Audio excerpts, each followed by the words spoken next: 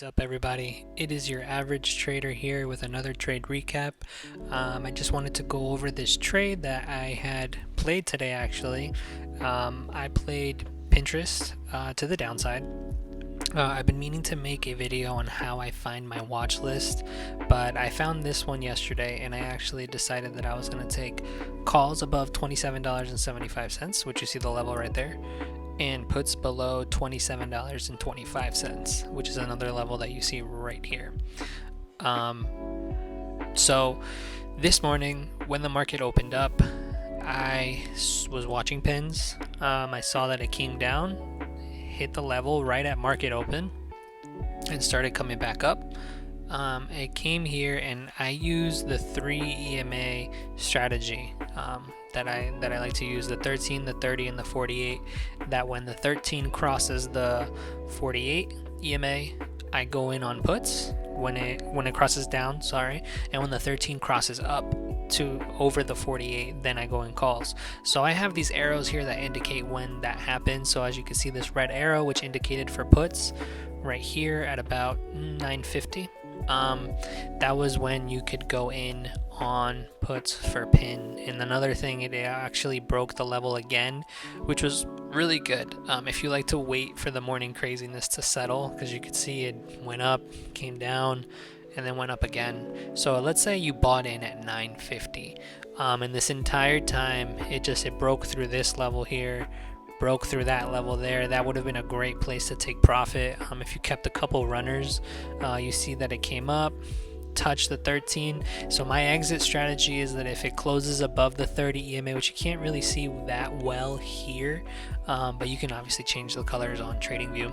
but it came up to this level, got rejected again, bounced off of it, then broke this one, came and started bouncing on this $26.20 level that I have, and then that was like around 1240 today, and then it started to come up. You saw that it came up to this level, passed it a little bit, and then actually closed above. So you could have closed out your full runner's position here at about 120 this afternoon. So buying in around 950, hitting your first take profit at 10:05, which is just like 15 minutes after buying in, and then you could have held all the way down to this level right here. You could have taken profit here, you could have taken profit here, and then closed out here. So let's actually take a look at the options chart. So like I said, this is pins, $27 puts expiring this Friday. So I said at 950. If we look at 950, the range, the low was $57 and the high was $60 per contract. So let's say you got in at around $60 at the high. We said that the first take profit could have been at 10:05. So 950, and then buying in at 60, selling at 10:05. You could have sold in at $72. So that's a $12 push on a contract, which is about, I'm really bad at math with this, but just $12 over $60 would have been about 10%, I think. Let me double check for you guys. Sorry.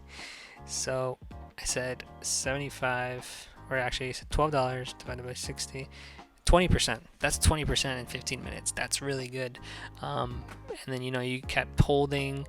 I said that the next take profit could have been around 1040. They were around somewhere here, so the high was 95. So you're already at 50% there, because that's $30 from the entry. Then another take profit could have been at 1240. Let's see. You could have sold that at $110 per contract, and then it ended up reaching a high around 3:40 p.m. of 117, right? Because we saw another dump here, but we said we would have exited the position fully at 125. So the price at 125. So that's somewhere in between these two, but you could have sold at $92, closing out those runners, and then obviously it dumped more to $105. So buying in at 60, and let's just say you sold at the very, very top, so 117 minus $60 is $57 gain. that is a total of 95% on these contracts from the buy-in. And you could have averaged down on certain touches, like you buy here, you could have sold here, bought in again, sold here, and then obviously you would be out of the whole position there. But that I like to just buy in my full position here in the morning and then just watching it. Personally, the way I do it in the morning lately has been just taking 10% gains right when I have them. And if you look on my Thinkorswim, I'm actually up 5% on the day, right? Depending on your portfolio size, 5% could be a lot or a little, right? I'm trying to lock in gains. I don't want to be red on the day. I just want to have consistent gains and compound that 5%. That's always my target, 5% on my portfolio. So level break, EMA stacked, and just looking at the SPY to see that everything is running in the same direction. But yeah, guys, as always, any questions, leave a comment, hit a like on this video, subscribe for that so you can get notifications of when I post new videos. Follow me on Twitter. I actually posted this on Twitter with the levels and the chart. So follow me on Twitter, follow me on TikTok. I also have an Instagram. I'm trying to get all the socials out there. So if you guys have any questions, let me know. I am always here to help you guys. But until next time, guys, peace.